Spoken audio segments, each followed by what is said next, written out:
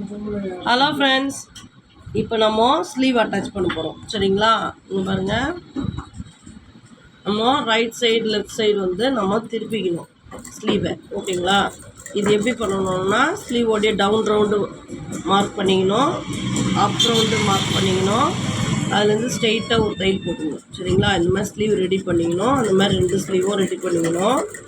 இப்போது இந்த ப்ளவுஸில் வந்து நம்ம செஸ்ட் ரவுண்ட் அளக்கணும். ஓகேங்களா? செஸ்ட் ரவுண்ட் எப்படி அளக்கணும்னா,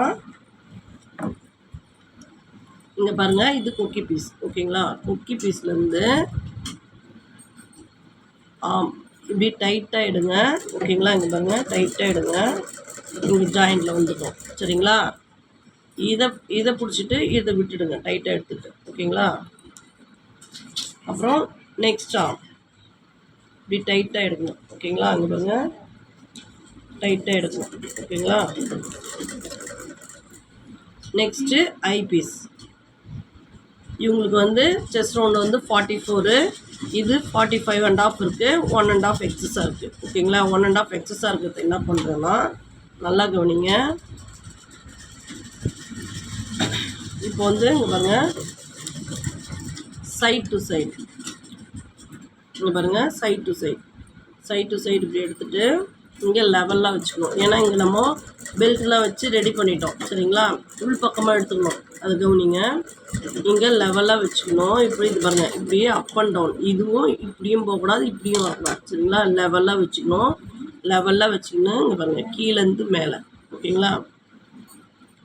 இப்போது 4 பீஸும் ஒன்றா வச்சுக்கணும்.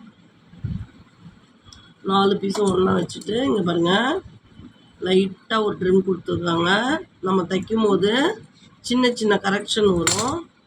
அதனால் சின்னதாக வந்து நம்மளுக்கு அப் அண்ட் டவுனில் வரும். சரிங்களா? அது ஈவனாக கட் பண்ணிக்கணும்னா நம்மளுக்கு நீங்கள் ஆர்மில் வந்து அப் அண்ட் டவுன் வராது. ஓகேங்களா?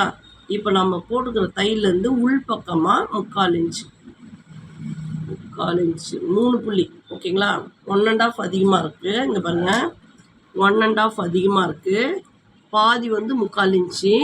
3/4 இன்ச்சில் பாதி வந்து 3 புள்ளி. ஓகேங்களா? அப்படியே மடித்து பாருங்க. ஓகேங்களா? இப்படி மடித்து பாருங்கள்.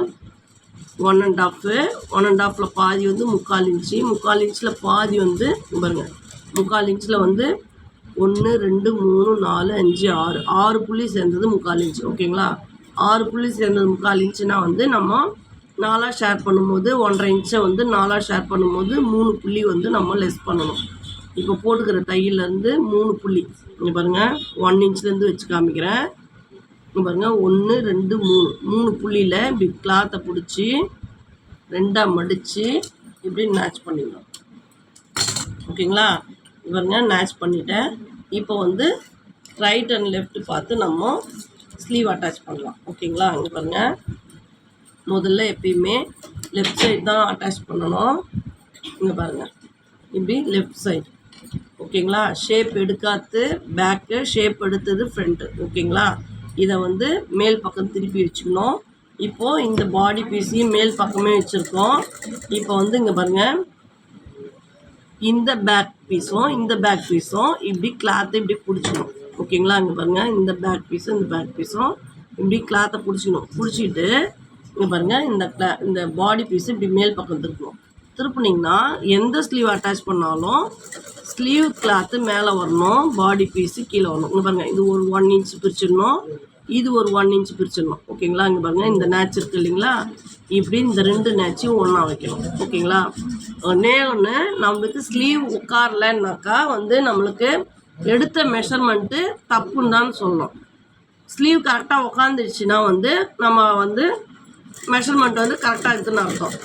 இல்லை சின்ன அட்ஜஸ்ட்மெண்ட்டு சொல்கிறாங்கன்னா தயவுசெய்து அளவெடுத்தே நீங்கள் தைக்கலாம். நீங்கள் அளவெடுத்து தைச்சிங்கன்னா உங்களுக்கு வந்து 100% ஓகே ஆகும். சரிங்களா?